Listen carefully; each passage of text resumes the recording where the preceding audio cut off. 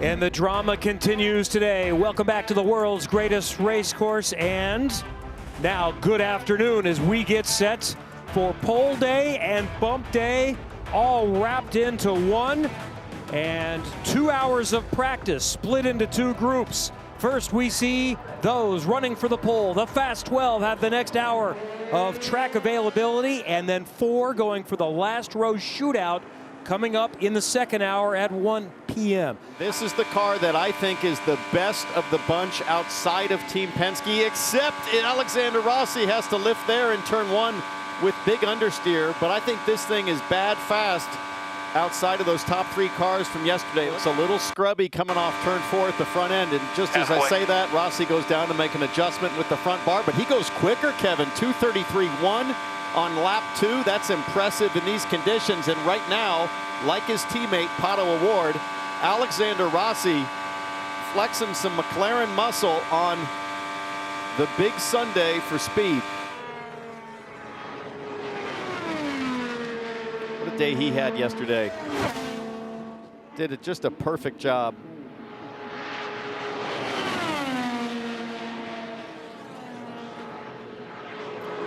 Abort this run, Kyle. Did this time. I wonder what that's about. Maybe just traffic on track. Pass on array. Jammin' Joe New just turned a 2:34.0 last speed. This was the car that lit everybody up on Friday with his first run. The Tasty Twos getting hungry at just the right time. And man, he is driving this thing and it is wicked quick.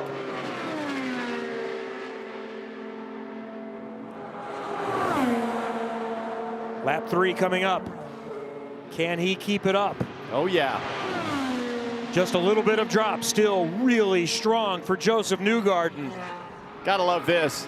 Newgarden, look at the hands, so calm and deliberate and just nothing dramatic as he makes it through turn 2. The temps are rising now, 117 track temperature. And right here in turn 3, it's 122 degrees surface temp. Little cloud cover coming over at just the right time. But let's look at balance, let's look at speed and consistency. Easily the best run of the day is Newgarden rounds 4. Really strong run here. Fantastic. Josef Newgarden has never started better than second here. No pole. He keeps it above 2:33 on the last lap for a 2:33. Yeah, a little strong there, boys. You saw it. Good job. 7 average, and that is right on par with what Will Power did yesterday early in the day. Actually, right around this time. See what the balance looks at this time. Let's just ride here on board. Marty, he had a moment in turn 1 on the last attempt. How they looking now? Well, I checked in with Brian Campy, his strategist, before this run, and he said we just missed the setup simply on those first 2 runs. So yeah, 3rd attempt for Kyle Larson, hoping to get the setup right. They just want to get one clean 4-lap run. Has the track all to himself. Kev, how's lap 2 look? We've seen 239. It's flashed briefly to 240. What is lap 2? 232.224. Drops 0.6 of a mile per hour. And turn 1 looks totally stable. This is a really nice way, presumably, if this is their last run, thank goodness Larson's able to get out and reset and feel a nice stable race car and understand what to expect in terms of the adjustments needed to keep in front of the tire degradation. I talked to Kyle about this yesterday, and you know, he talked about just that, not reacting to the tire, but being able to predict and stay in front of the tire wear as he'll make his final run. Let's watch turn 1 here. Still looks awesome.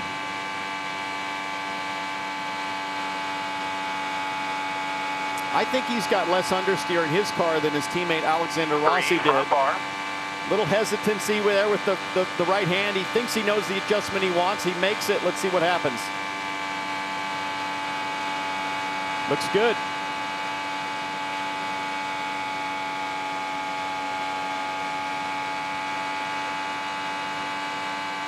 It's a good solid run. Checkered flag, gray 1. So 2:32.0 on the 4-lap average. That would put him just outside making the top 6. So but a really good data set to grab in the hotter conditions and then have a few hours to go study and put it to work. Now, nice run going here. Any drop off on 3 and 4. The speed is there. Stay up on your tools.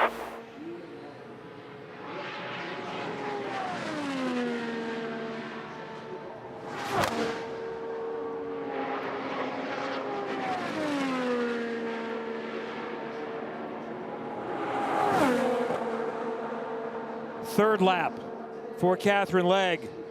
Remains really solid. 2:31.035. Looking good at this point. Looking very good. I like the consistency, both in her line and the balance of the race car, and that throttle trace is certainly a tell-all in terms of driver confidence and balance right there. Let's see if it stays full green in turn 3. Speed come down a little bit on the straightaway, but still 230 minimum through turn 4, just down to 228 there. Steve Newey. Yeah. Talked to Steve a couple of days ago. He hasn't engineered an IndyCar in a decade or so. It's taken him a little bit to get back up to speed, but he is really talented, really accomplished. That's very small on the drop-off in lap 4, all things considered. Katherine Legge should be able to put it away and go into the last row shootout with significant confidence. How about Marcus Ericsson, 230.7. So better than Rahal and Siegel. Not quite what Katherine Legge just produced, but comfortably quick enough right now, if this counted, which it doesn't, to make the Indy 500. But certainly, Kevin, nowhere near where Marcus Ericsson, a winner here at Indy, he never thought he'd be in this situation. So private pavement for the 15. And it wasn't just speed Graham complained about in the last run. He was talking about the skatiness of the car, the rear end feeling a little dicey. So it's just a brutal set of circumstances again, 2 years in a row.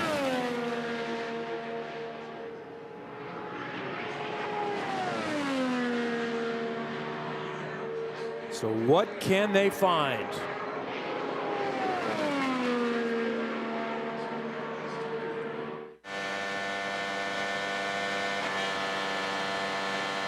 Green flag.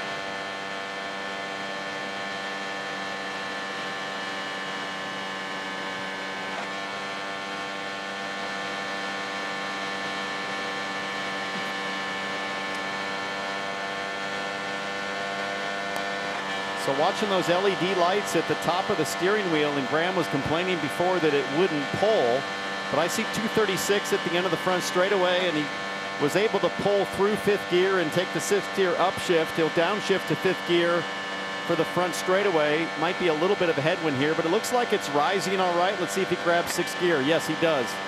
Lap 2. But just 230.0. And that's the first flyer.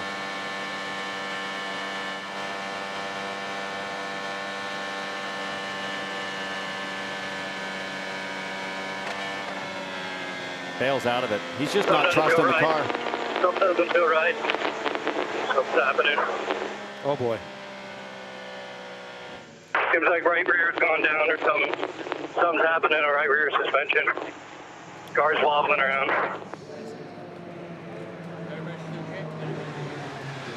Something with the right rear suspension. Car's wobbling. Or the tire going down. Yeah, something's broken. Wow. Okay. I'm going to take two sides here. Could be disastrous, or you could say maybe they found something. Okay. Maybe that's a wheel bearing going bad. Maybe it's something in the right rear that is letting go that will give this team a chance to maybe troubleshoot something that they didn't know about, didn't see before. Let's hear from Graham Rahal with Marty. Yeah, let's chat with him. And Graham, I found it interesting. You got out of the car and immediately went to the right rear. What was the issue on that last run?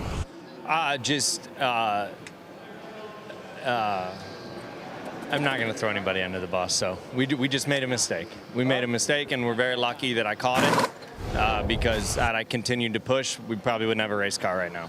Is the mistake, or is it going to be a concern later today when you go out to qualify? No, we'll make sure that we're good in that regard. But I think, look, obviously we lost more speed today again. We found some good speed at that last run, though. The third lap was actually trending up, I think 230.1 or something like that. It's not enough speed for Kat or Marcus, but we think we found some issues with the lasers on the car, and I think they're misreading. And we just discovered it now, and I think that's put us out of a zone that's just really inefficient. And so we made a step there for that run, and we found, what, 0.7 of a mile an hour? And I think it would be worth doing another step. But, of course, now we don't have the time necessarily to mess with it too much. We just got to put 4 good ones in and see if we can keep it consistent. Lasers meaning the setup pad back in the garage kind of sent you in the wrong direction? Lasers on the car itself and the way that they read. Everybody utilizes them to see how far off the ground the car is, down the straightaways, min corner, and all that stuff. And I think they're reading incorrectly. And unfortunately, you know, we just caught it now, and we changed the attitude of the car a little bit, and not only did the car become way more consistent to drive, because I think when you get too low, like I think we were, you start to lose a lot of downforce, the diffuser stalls and everything else. It's probably why my car has been a little more oversteery than my teammates. And so, you know, maybe I think we're just too low, and so we found a better zone. But look, man, we'll see what happens. These are days that you don't want to be a part of. You went through this last year, Graham. Are there things that you can take away from doing this 12 months ago that you can apply today that will kind of help you manage the rest of the day and going into that last chance qualifying? Well, I mean, you know, certainly there's a calm about you just because sadly you've been through it before. But the reality of the situation is we shouldn't really be in this position for 1 year, let alone 2. And so, you know, we need to make sure that we right the ship. And, you know, unfortunately, like I said, maybe we found something here. We can see, we have a gentleman named Andrea who's very solid on the team, and Andrea's got great analytics. And we could see this morning the drag coefficient of the car, the mechanical drag coefficient of the car has gotten considerably worse since Thursday. So something internally in the car is binding up. But it's hard to guess what item that is. You can change uprights, you can change gearboxes, you can kind of go on and on and on. The reality is we need to make the most of today. That's all we can do now. And then maybe through the week, if we can get in, and maybe through the week we can understand what's going wrong and try to address it. But we can see it. We know there's an issue, but I think it's a little hard this late in the game to understand what's kind of degrading. Appreciate your time, Graham. Yeah, thanks. All right, so Townsend, you may have nailed it right there. It sounds like they may have discovered something on the car that, you know, wasn't great on that run, but maybe is that a direction that they now can go, okay, now we can maybe identify the problem. Let's go in that direction and start fixing it there. Is that what's the case in your opinion right now?